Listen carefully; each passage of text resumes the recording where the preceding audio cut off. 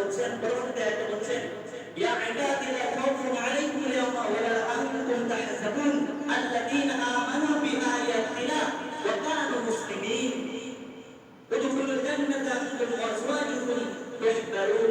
এই আয়াতে আল্লাহ সুবহানাহু ওয়া তাআলা বলছেন কিয়ামতের দিন বলা হবে, হে আমার বান্দারা, আজ তোমরা কেউ ভয় পেও, আজকে তোমাদের কোনো ভয় নেই, আজকে তোমরা দুঃখিত হও না। যারা আমার আয়াতকে বিশ্বাস করেছো, যারা আমার কাছে আত্মসমর্পণ করেছিলে, তারা আজকে তাদের সহযোগ নিয়ে এবং তারা সবাই আনন্দের জান্নাতে প্রবেশ করবে। সুবহানাল্লাহ। আল্লাহ সুবহানাহু ওয়া তাআলা বলেন যারা মুত্তাকি, যারা ভালো কাজ করে, যারা আল্লাহ সুবহানাহু ওয়া তাআলাকে ভয় করে, তারা হলো মুত্তাকি। এই মুত্তাকিদের আল্লাহ সুবহানাহু ওয়া তাআলা জান্নাতে প্রবেশ করাবেন। এই সম্পর্কে এবং এটা হলো আমাদের প্রতিদান। যারা ভালো কাজ করবে, যারা মুত্তাকি, তাদের প্রতিদান কি? জান্নাত। তাদের প্রতিদান কি? জান্নাত। তো এই আয়াতে যে আল্লাহ সুবহানাহু ওয়া তাআলা এর আগে বন্ধুত্ব করতে হবে আল্লাহর রাস্তায়, আল্লাহর রাস্তায়, শুধু আল্লাহকে সন্তুষ্ট করার জন্য। যাকে আমরা ঘৃণা করবো তাকে ঘৃণা করতে হবে আল্লাহ তাআলার জন্য, আর যাকে ভালোবাসতে হবে তাকে ভালোবাসতে হবে আল্লাহ সুবহানাহু ওয়া তাআলার জন্য।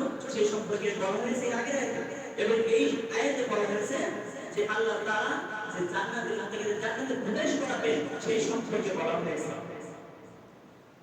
মুহতারাম ইবনে সুলাইমান রাদিয়াল্লাহু তাআলা তিনি বর্ণনা করেন তিনার পিতা থেকে যে কিয়ামতের দিন মানুষ নিজ নিজ কবর থেকে উঠবে এবং সবাই একটা ঘোষণা শুনতে পাবে। একজন আল্লাহর পানির ঘোষণা তিনি ঘোষণা করবে,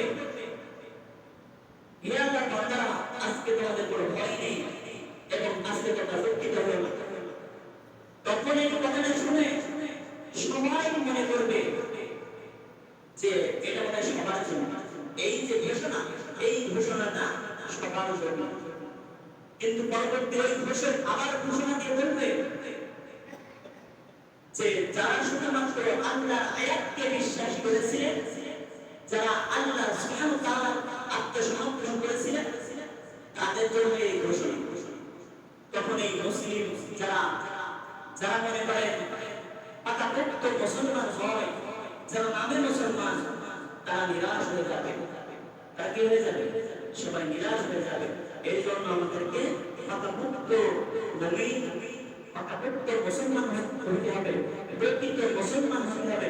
প্রকৃত মুসলমান না হয়ে কবরে যাওয়া যাবে না। তো তখন তাদেরকে কি করা হবে? জান্নাতে একে একে প্রবেশ করানো হবে। তাদের এবং তাদের স্ত্রী আছে, তারা সবাই আনন্দে জান্নাতে প্রবেশ করে যাবে, যারা খাঁটি মুসলমান।